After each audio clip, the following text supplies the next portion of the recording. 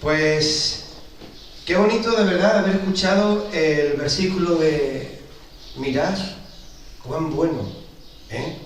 ¿Y qué dice más? Y delicioso es el qué, habitar los hermanos juntos en armonía.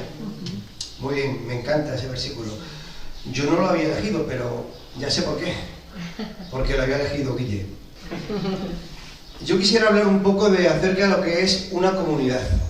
Todos sabemos en el mundo que nos rodea que es una comunidad. Una comunidad no es algo, sino un grupo de gente que se reúne o de alguna forma tienen que tener algo en común, un punto de conexión. Bueno, estamos viendo que hay comunidades de vecinos. Las comunidades de vecinos son aquellas que comparten el edificio donde viven. Compartes unas áreas que tienen que compartir y, bueno, hay que tener unas normas de convivencia y de cara a lo que es el gobierno, están representados por esa comunidad. Luego se me ocurre pensar que también hay otras comunidades, como puede ser la comunidad de regantes. No sé cuántos sabéis, pero ahí los campesinos se suelen reunir en comunidades de regantes. ¿Por qué? Porque necesitan regar sus tierras. Y a lo mejor hay un pantano o un gran lago en el que tienen que abastecerse de agua. Y hay unas normas también porque hay horarios de riego y cantidades de agua según la cuota que tú pagues, claro, así podrás regar. Pero bueno, nosotros, los que estamos aquí esta tarde, tenemos una razón más importante que nos hace sentir comunidad. Y yo creo que es la mayor de las razones. ¿Sabéis quién es? Cristo. Lo digo de nuevo. Cristo es el que nos une a nosotros. Y es que hubo alguien que un día sintió en su corazón, desde mucho antes de la fundación del mundo, amarte y venir a entregar la vida por ti y por mí. Y eso que ocurrió a cada uno de nosotros transformó nuestras vidas. Entonces, se puede decir que dio sentido a nuestra vida. Y antes de que se marchase, Jesús no tiene otra cosa que hacer que ocurrírsele y decir, bueno, pues voy a fundar una comunidad en torno a Él, en torno a su persona.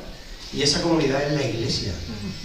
De modo que no fue una idea nuestra que hemos decidido, ¿por qué no nos juntamos todos los que creemos? No te equivoques.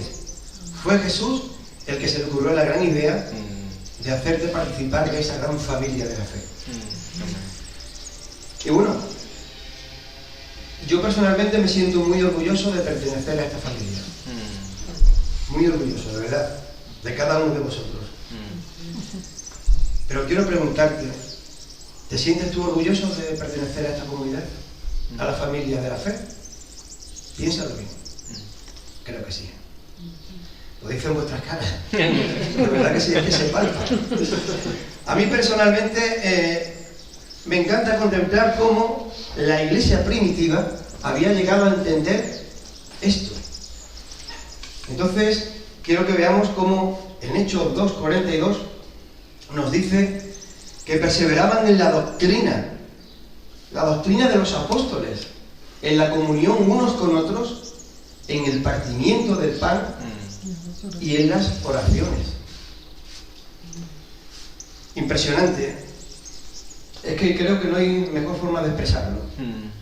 En aquellos tiempos los apóstoles eran los portadores de la palabra. La Biblia todavía no estaba. ¿Quién tenía la sabiduría de poder expresar la enseñanza de Jesús? Los que habían estado con ellos, los apóstoles.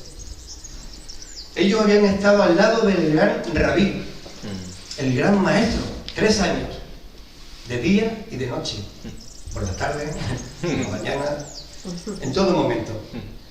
Y bueno, habían contemplado sus milagros. ¿A quién no le hubiese gustado participar en la contemplación de un milagro de Jesús? Hubiese cambiado vuestras vidas. Bueno, ahora también están cambiadas, ¿eh? No pensáis que no. Pero habían visto cómo sanar un ciego delante de ellos. Para ellos aquello era, como dice la palabra que acabo de decir antes, impresionante. Habían visto de echar fuera demonios. También algo que maravillaba. Y no digamos cuando Jesús alimentó a la multitud. Imaginaros que estábamos todos allí con él.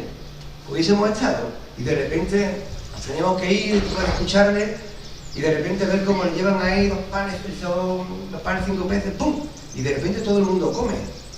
También hubiésemos quedado maravillados. Los apóstoles habían estado allí, por eso tenían esa energía, esa carga. Y habían estado entonces, como estamos estudiando en el tema de los grupos pequeños, acerca del gran rabí que es Jesús. Los apóstoles habían estado con Jesús, habían aprendido de Jesús y ahora estaban haciendo como Jesús. ¿No es maravilloso? Los apóstoles eran entonces los portadores de la verdadera doctrina del Evangelio y la Iglesia era consciente de ello. Se alimentaba de esa doctrina, de esas enseñanzas dadas por Jesús a los apóstoles. Ellos estaban dando y transmitiendo a la Iglesia lo que habían recibido, no otra cosa. De modo que en ello perseveraban, en la doctrina. Y la Iglesia de hoy no ha de ser diferente. Nosotros, nuestra comunidad, la doctrina y la predicación de la palabra es un pilar fundamental en el cual hay que perseverar. Por eso cada domingo, cuando Guille, o la persona que le toque estar aquí predicando, ha elaborado un mensaje con la ayuda del Espíritu Santo para que nosotros podamos alimentarnos. Y yo creo que eso es algo precioso y necesario para nuestro caminar. No digamos, no lo necesito, vengo aquí porque veo a mis hermanos. No, necesitas alimento también. Es necesario y vital para la vida, sobre todo para la vida de la Iglesia, de la comunidad. En Juan 14:23 dice el Señor: el que me ama, mi palabra guardará. Y mi Padre le amará y vendremos a él y haremos morada con él. O sea, el que me ama, mi palabra guardará. Pero para guardarla hay que escucharla y también hay que aprenderla para luego ponerla en práctica. Por eso cuando venimos aquí a adorar al Señor juntos como iglesia, tenemos que venir, ¿sabéis cómo? Con hambre, con sed de Él. Muy importante, venir sedientos y hambrientos de su doctrina, de su palabra, de sus enseñanzas. Pero no solo el domingo, Está bien venir el domingo. Sino que debemos alimentarnos. El alimento del creyente es para cada día. Aquí en la mesa tenemos grupos pequeños, nos reunimos por las casas, en el caso del mío, los jueves, a las 8 de la tarde. Y venimos, compartimos. Esta semana, por ejemplo, ha tocado en la casa de Guille y Perla. Hemos tenido un tiempo precioso, hemos compartido, hemos aprendido, hemos orado, hemos tenido comunión. ¿A qué ha sido un momento precioso para ti, Perla? Así es. Porque ha sido la primera vez que hemos podido ir a tu casa. Porque por el tema de operación ella no podía ir y ha dicho, venid. Estoy yo así que no puedo ir. Y hemos ido. Quizá lo hagamos siempre en tu casa. Ten cuidado con lo que has hecho. Pero quiero decir que esto que hacemos durante la semana hace crecer la iglesia. Escuchar la palabra hace crecer la iglesia. Necesitamos crecer, no ser siempre chiquititos, tenemos que crecer espiritualmente. Yo personalmente no tuve la oportunidad de ir a una escuela dominical, porque conocí al Señor más mayor, con 22, 23 años. Pero cuando los niños asisten a la escuela dominical, cuando los jóvenes son instruidos en el grupo de jóvenes, cuando escuchamos una conferencia que nos han invitado y cuando hacemos un estudio bíblico, estamos siendo instruidos. Estamos perseverando en la doctrina. Todo tiene su importancia. Luego, otro punto importante, aparte de perseverar en la doctrina, es la perseverancia en la comunión. La perseverancia en la comunión, pero entender una cosa, especifica unos con otros y otros con unos, todos. Que muchas veces había un hermano que siempre me decía: el Señor dice amar los unos a los otros y siempre amaban los unos, los otros nunca. Entonces tenemos que amarnos los unos a los otros y tener esa comunión. Tener comunión no es: hola, ¿cómo estás? Hasta luego. Incluso me acuerdo que una hermana me decía: ¿cómo estás? Y yo: bien. Dice: no, ¿cómo estás? Me lo decía 2 veces, porque sabe que la primera, por inercia, decía: bien. Cuando te preguntan 2 veces, te miran a los ojos y tú: ¿le interesará de verdad? Entonces ya, esa hermana seguramente, que si me ve sabe quién es. Bueno, pues significa mucho más. Tener comunión significa tener una relación profunda de unidad. Yo creo que cada uno a nivel personal tenemos que buscar esa unión con Dios. Esa unión profunda, donde cuando nos vamos acercando al Señor, en esa relación nosotros con el Señor va haciendo que desechemos lo malo y acojamos lo bueno, nos va transformando. Y eso va a repercutir en las relaciones con los demás. Y cuando hablamos de relación profunda entre hermanos, significa que esa transformación que Dios está haciendo en nosotros y que produce tales cambios, esos cambios lo pueden percibir los demás en nuestras relaciones. Desear y querer compartir con los demás los logros alcanzados, los tesoros encontrados en la palabra, para que además de haber servido para edificar a nosotros, puedan servir también para edificar a los demás. La comunión implica tener una interacción entre nosotros. Conlleva relacionarnos, realizar tareas juntos, planificar, soñar juntos, trabajar juntos, pero siempre con la misma meta, con un mismo propósito, porque lo que nos mueve y lo que nos motiva es lo mismo: Cristo, de nuevo, una vida cristocéntrica. En esa interacción unos serán mejores en unas áreas que otros, y los otros serán mejores en otras. Pero todos sabemos que el Señor nos ha dado a cada uno diferentes dones, y somos nosotros los que tenemos que tener una vida dentro de la comunidad aportando lo mejor de nosotros mismos y también aceptando lo mejor de los demás. Donde nosotros no podemos llegar, otros llegarán. Y donde otros no pueden llegar, nosotros llegaremos. Y si llegamos los dos, ¿qué pasa? Pues hacemos la tarea juntos. Bueno, compartimos la tarea, ¿por qué no? ¿Por qué tiene que ser uno y otro no? Entonces, también otro aspecto que quiero compartir tiene que ver con nuestro andar diario. Cuando estamos leyendo la palabra de Dios y de repente encontramos lo que llamamos una perla. Yo sé que tú has encontrado la tuya hace mucho tiempo, ¿eh? De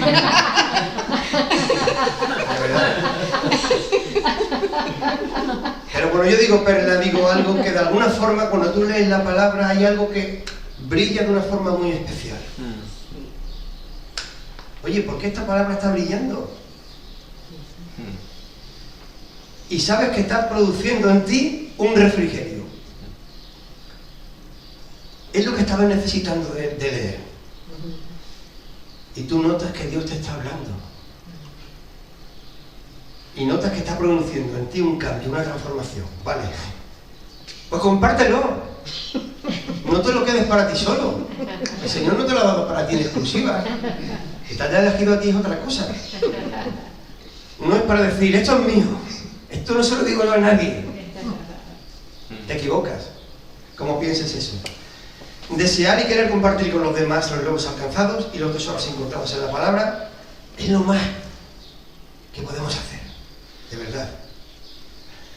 Porque nos edificamos a nosotros mismos y a los demás. Mira, cuando llegué a la iglesia, tenía 22, 23 años como decía antes, Por cierto, llegué porque un misionero americano me habló en la calle. Estaba hablando de Jesús. Tocó mi corazón, me paré y lo que me compartió cambió mi vida. Lo tengo que decir porque sé que hay aquí ahora mismo misioneros americanos. Estoy muy agradecido a ellos. Y una cosa de las que me encantaba era cuando íbamos al grupo de jóvenes. Bueno, yo llegué a la iglesia con mi esposa, antes éramos novios, y de repente llegamos a un grupo de jóvenes, uno tocando la guitarra, otro enseñando, me llenaba, y de repente uno dice, bueno, vamos a compartir. Digo, ¿compartir qué será? Compartir era simplemente que se levantaba uno y decía, he leído esta semana algo que ha tocado mi corazón. Y cuando lo leía, yo decía, ¡wow! Esto me está hablando a mí también. Entonces, esa parte de la enseñanza dentro del grupo de jóvenes me encantaba. De verdad, decía, wow. Y luego, oye, ¿cómo de verdad? Pues, ¿cómo ha sido eso? Me encantaba. Con esto quiero decir que no solamente me pasaba en el grupo de jóvenes, sino a lo largo de la vida de iglesia, ha habido hermanos que en un estudio bíblico, en un culto, se han levantado, han compartido algo y digo yo, wow, pues no me ha hablado también el Señor también. O sea que... Así es. Cuando se comparte lo que el Señor ha hecho en tu vida, tiene su fruto en ti y en el que te escucha. Bueno, tu hermano, además de gozarse contigo, también puede ser bendecido por ti. Y así Dios te puede usar, como decía antes. Cuando Jesús te habla, dice, estas cosas os he hablado para mí, que mi gozo esté en vosotros. ¿Sabes que cuando Jesús te habla con la palabra es para que te goces? Para que te dé un refrigerio, como decía antes también, que te dé una chispa de alivio, lo que tú necesitas. El Señor lo dice claramente. En Juan 15:11 dice, gózate, dice, esta cosa os he hablado para que mi gozo esté en vosotros y vuestro gozo sea cumplido. Gózate cuando Jesús te habla. Hay una parábola en la Biblia, en Lucas 15:4-6, es una historia que dice que había un hombre, dice que ¿qué hombre de vosotros teniendo 100 ovejas, ese hombre tenía 100 ovejas, y se perdió una de ellas, no deja las 99 en el desierto y va tras la que se perdió hasta encontrarla, y cuando la encuentra, la pone sobre sus hombros gozoso? Igual que el que encuentra algo en la palabra, un gozo. ¿Pero qué hace? Al llegar a casa reúne a sus amigos y vecinos diciéndole, gozad conmigo, porque he encontrado a mi oveja que se había perdido. Cuando vayas a tu hermano, dile, ven para acá, gózate conmigo, que he encontrado una perla que es verdad que me ha tocado el corazón y quiero compartirla contigo. Bueno, mi hermano dirá, ¿por qué a mí? Pues, porque también lo necesita, seguro. Cuando encontramos lo que necesitamos hay gozo, y el gozo es hay que compartirlo. También en Lucas 15:8-9 dice, ¿o qué mujer que tiene 10 dracmas, si pierde una dracma, no enciende la lámpara y va a la casa y busca con diligencia hasta encontrarla? Y cuando la encuentra, que ahí es donde voy, reúne a sus amigas y vecinas diciendo, gozaos conmigo, porque he encontrado la dracma que había perdido. Tú tienes que decir, he encontrado lo que estaba buscando. La comunión entonces se puede decir que implica compartir el gozo, Comunión implica compartir gozo. Cuando a tu hermano le vaya bien, si tú ves a un hermano que le va bien, alégrate, gózate con él. Y da gracias a Dios por él. Él luego lo hará contigo. Hay una canción que dice, no sé, seguramente que la habréis escuchado. Dice, yo me alegré con los que me decían, a la casa del Señor iremos. Pues te digo una cosa, cuando vengo aquí a la mesa el domingo y te veo, me alegro. Me alegro de verte a cada uno de vosotros. Y espero que alegréis. Yo me invito. Algo que se puede.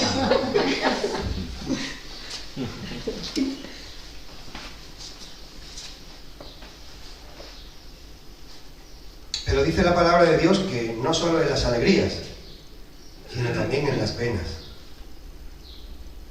Hemos de ser también empáticos con el hermano, porque la segunda parte del versículo dice llorad con los que lloran. Eso es muy importante, tanto como la primera, o quizá más. Yo prefiero realmente poder empatizar con un hermano y apoyarle en un sufrimiento que en una alegría. Pero sé que las dos son del Señor. Tengo que hacer a las dos. Y es que no solamente podemos recibir lo bueno y lo alegre, lo divertido, sino que tenemos que estar ahí. ¿Sabéis por qué? Porque tenemos que ser punto de apoyo. El hermano puede apoyarse en ti, en tu oración, en tu consejo. A veces no dices nada, pero estás ahí. Y eso para él es fundamental. He visto hermanos que después de un tiempo dijeron, simplemente porque estuviste ahí. No dijiste nada, pero estuviste ahí. Y eso le pudo bendecir. Bueno, pues ahí estaremos. Hay que hacerlo así. Somos una comunidad, por lo tanto somos un cuerpo. En 1 Corintios 12, 26 dice la palabra de Dios, de manera que si un miembro padece, todos los miembros se duelen con él. Y si un miembro recibe honra, todos los miembros se gozan con él. Por lo tanto, todos nosotros pertenecemos al mismo cuerpo. Y si a uno de nosotros se duele, todos estamos dolidos. De modo que cuando uno de nosotros se duele porque algo le está pasando, o tiene una situación dura, una prueba, hermano, te quiero decir, no estamos solos. Que tú lo sepas. Siendo parte de la comunidad de Cristo, tú tienes que sentir que no estás solo. Es muy importante que almacenes esto en tu mente y en tu corazón. Primero porque el Señor está ahí contigo. Eso es lo primero. Y Él nunca nos abandonará. Él dice que ningún pelo se cae de nuestra cabeza sin que Él lo sepa. Y eso nos tiene que dar seguridad. Pero segundo, porque parte de nuestra tarea como comunidad en nuestra iglesia es estar ahí también. Jesús dijo en Juan 15:12, y este es mi mandamiento, que os améis los unos a los otros, como yo os he amado. Y yo aquí puedo percibir como si el Señor te dijera, escucha al hermano como yo lo hubiese escuchado. Anima a tu hermano como yo te hubiese animado. Y actúa con tu hermano como yo hubiese actuado. Y aquí vamos a la frase tan conocida como, en esta ocasión, ¿qué haría Jesús? A ese planteamiento. O si lo aplicas, cuando esté tu hermano delante vas a actuar así. No tienes otra. ¿Qué haría Jesús? Y al hablar de la misma manera, esto conlleva que debemos hacerlo en la misma manera en que nos gustaría que lo hicieran con nosotros. Porque el Señor además añadió algo que dice, amarás al prójimo como a ti mismo. Por lo tanto, como te gustaría que lo hicieran contigo, así tienes que hacerlo. Por eso, en la comunión unos con otros, repito, tenemos que empatizar con el hermano. Muy importante. Grábalo en tu corazón. Pero ¿cómo? Como nos gustaría que empatizaran con nosotros.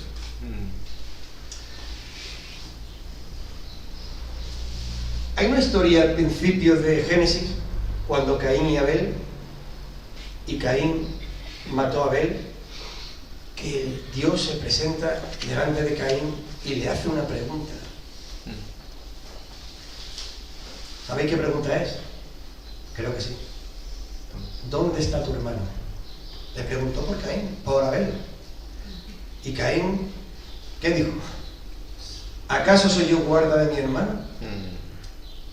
Fíjate. Y es que no podemos decir, bueno, que mi hermano se las apañe. No podemos hacerlo. ¿Y yo qué tengo que ver con mi hermano? Es lo que podemos pensar muchas veces. Si a él le pasa algo, una prueba o algo, ¿yo qué tengo que ver con él? Y el Señor te pone en tu corazón necesidad de orar por tu hermano. Y tú, pero bueno, mamá, ¿qué tengo yo que ver? Pues no, eso es porque Dios te está preguntando por tu hermano. Y bueno, Cada uno de nosotros hemos de sentir que de alguna forma tenemos que velar por el hermano. Somos parte del mismo cuerpo, como decíamos, y nos preocupamos por ello, porque nos gusta saber cómo le va, qué dificultades está pasando, y estar ahí para ser el apoyo idóneo. Había otro punto importante, tercero, y era el partimiento del pan, lo que hacía la iglesia primitiva. La predicación de la palabra por los apóstoles, la comunión unos con otros, partimiento del pan, era parte de la comunión también y de la adoración. Dice el apóstol Pablo en 1 Corintios 11 del 23 al 26, voy rapidito, porque yo recibí del Señor lo que también os he anunciado, que el Señor Jesús, la noche que fue entregado, tomó pan y habiendo dado gracias, lo partió y dijo, tomad, comed, esto es mi cuerpo que por vosotros es partido. Haced esto en memoria de mí. Asimismo tomó también la copa después de haber cenado, diciendo, esta copa es el nuevo pacto de mi sangre, en mi sangre. Haced esto todas las veces que la bebiereis en memoria de mí. Así pues, todas las veces que comiereis ese pan y bebiereis esa copa, la muerte del Señor anunciáis hasta que Él venga. Jesús dio su vida por nosotros, su cuerpo y su sangre fueron entregados para nuestra salvación. ¡Qué impresionante! Y la última noche, Él simbolizó el pan y el vino, ese sacrificio, y nosotros, los que hemos creído, estamos llamados a no olvidar nunca el precio que pagó Jesús, dando su cuerpo y su sangre por nosotros. Y ese legado de recordarlo a través del partimiento del pan y el vino es parte de la identidad de nuestra comunidad, de la mesa. Luego lo veremos. Invitados a su mesa. ¿Por qué? Porque nos encanta recordar y obedecer ese mandamiento de recordar el alto precio que Él pagó por nosotros. Y lo haremos siempre que nos reunamos en su nombre.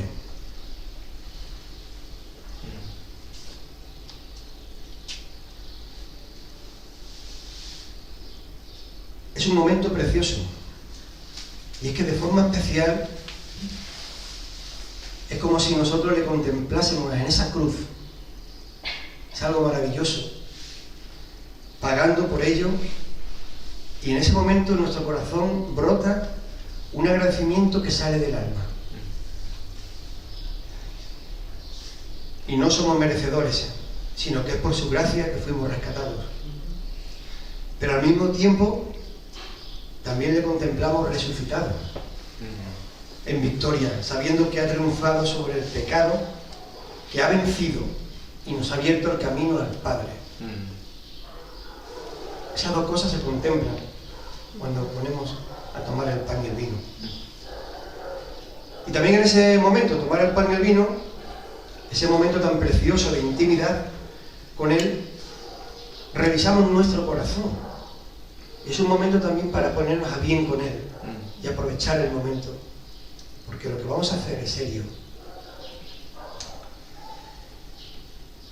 Y bueno, el cuarto punto, también muy importante.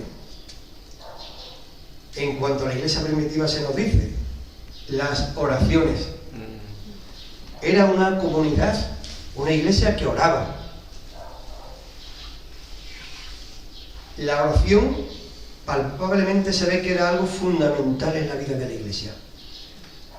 Nos dice no solamente como por todo, entra en la misma lista, o sea que perseveraban también en la oración, no que oraban. No, venga, damos gracias, no, perseveraban. Y perseverar implica tener constancia, firmeza, una buena actitud. A pesar de los obstáculos que vengan, hay que seguir adelante. Dificultades, hay que seguir adelante. Con mucho tesón. Sobre todo, disciplina. Tenemos que disciplinarnos en una vida de oración. Y por ello tenemos que tener un esfuerzo continuo en insistir en ello. No solamente, bueno, me he acordado, pues voy a orar. No. Mañana tengo que orar, al otro también, porque lo necesito y agrada al Padre. La oración es fundamental en la vida del creyente, no solamente en la vida de la iglesia, sino a nivel individual, es que lo necesitamos.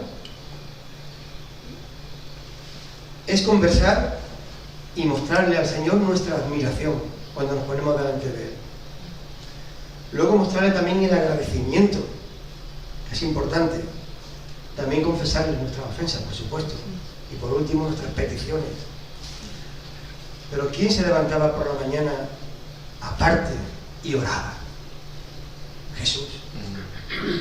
O sea, qué buen ejemplo que nos dio. Si Él necesitaba hablar con el Padre, fíjate nosotros, por favor. Y la última noche, antes de morir, de una forma muy especial y con una intensidad que el sudor era un gota de sangre. O sea, qué pasión tener el Señor en la oración. A nivel personal, hemos de darle el lugar que merece, ¿sabes? Búscale durante la semana. Cada uno tiene que buscar su momento. A mí, por ejemplo, a nivel personal lo digo, me encanta porque por mi trabajo tengo que conducir y viajar muy temprano. ¿Qué hago yo? Pues si voy en la carretera, por ejemplo, y voy... no hay ninguna interrupción, bueno, mi mujer está al lado, pero los dos decimos, vamos a orar. Y aprovechamos el trayecto para ir conversando con Dios, agradeciéndole. A veces lo hacemos solo, a nivel individual, otras veces lo hacemos en conjunto. Pero nos gusta aprovechar ese momento. Y cuando no trabajamos, hay que buscarlo en casa.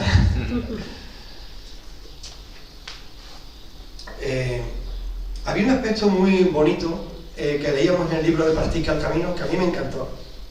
Y era que había un monje, creo que en el siglo XII, el cual siempre se ponía delante de una estatua a mirar al Cristo.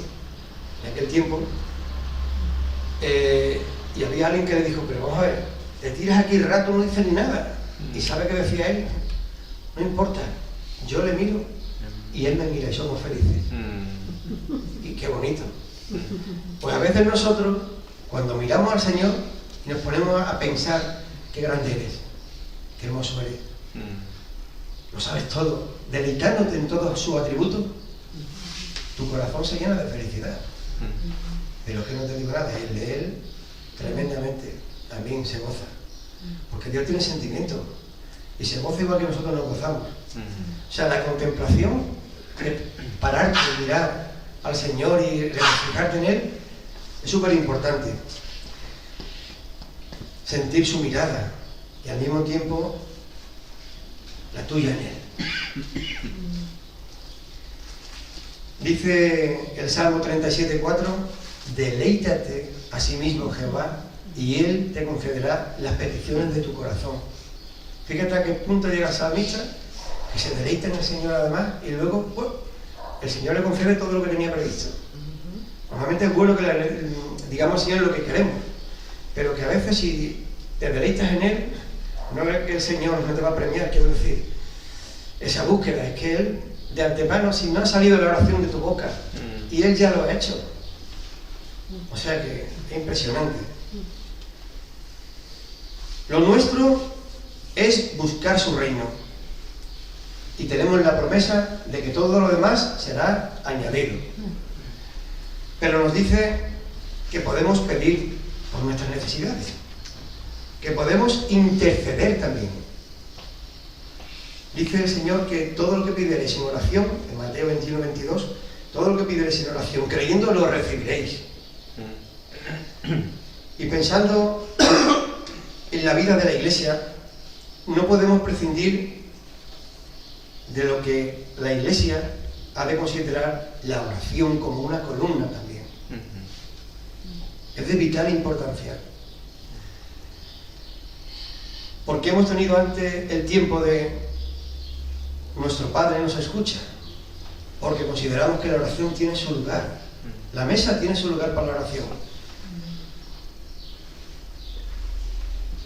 Dice el Señor también en Mateo 18, 19 al 20, otra vez os digo que si dos de vosotros se pusieran de acuerdo en la tierra acerca de cualquiera cosa que pidieren, les será hecho por mi Padre, que está en los cielos, porque donde están los tres congregados en mi nombre, allí estoy yo en medio de ellos. De una forma muy especial. El Señor está cuando la Iglesia ora. Cuando el creyente ora está, pero cuando los creyentes oran juntos, está con más fortaleza, con más fuerza. Esa es la sinergia que se produce en el pueblo de Dios. Uno podrán con 1000, otro con 2000, pero juntos podremos con lo que sea. Y cuando venimos a la mesa y escuchamos motivos de los hermanos al compartir, cómo te va, no es para decir, bueno, el domingo que viene, no. Oye, ese motivo por el que el hermano se ha estado orando o el que me ha compartido, yo me lo llevo a casa y voy a velar por mi hermano y voy a orar por él durante toda la semana. Entonces, oremos los unos por los otros en la iglesia, oremos unos con otros en la iglesia y oremos los unos por los otros desde casa. Ya estamos llegando casi al final, tranquilo.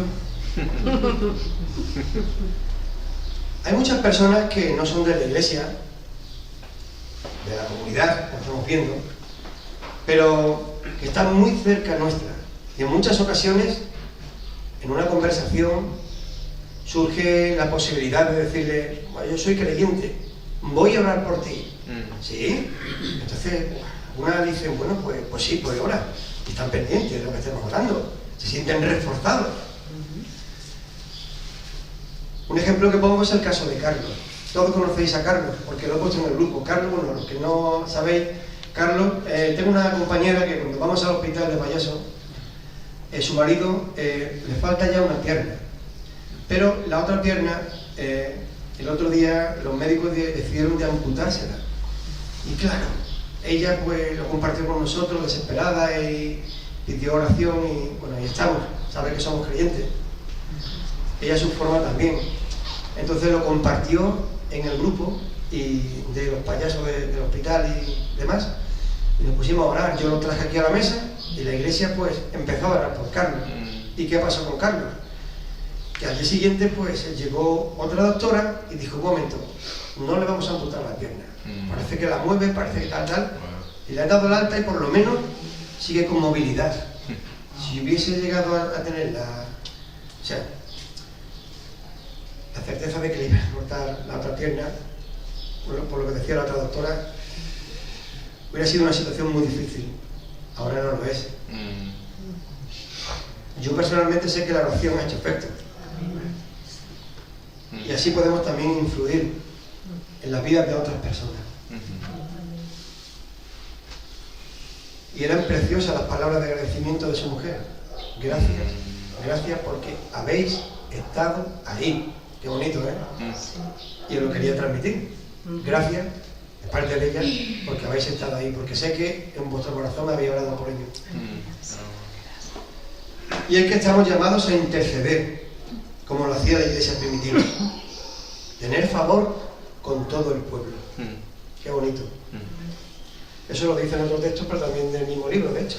En favor con todo el pueblo. Lo que pasa es que yo me he centrado en estos 4 puntos. Bueno, y para finalizar ya sí, quisiera terminar con una reflexión.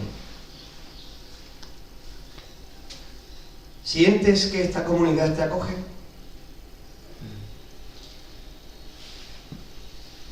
¿Sientes que te aprecia? ¿Sientes que te hace sentir parte de ella? Porque el que sea así es tarea de todos. Porque todos estamos llamados a formar parte de la comunidad. La tarea de los unos es la tarea de los otros. Luchemos por la unidad. Luchemos por el hermano. Pero luchemos con la mejor de las armas que nos ha dado Jesús. El amor. Amándonos unos a otros como Él nos ha amado. Y una de las cosas que vamos a hacer ahora, finalizando, es que nos vamos a levantar todos y nos vamos a dirigir a la mesa para hacer lo que decíamos antes, partimiento del pan. De modo que, por favor, Nos podemos levantar y acercarnos hacia la mesa.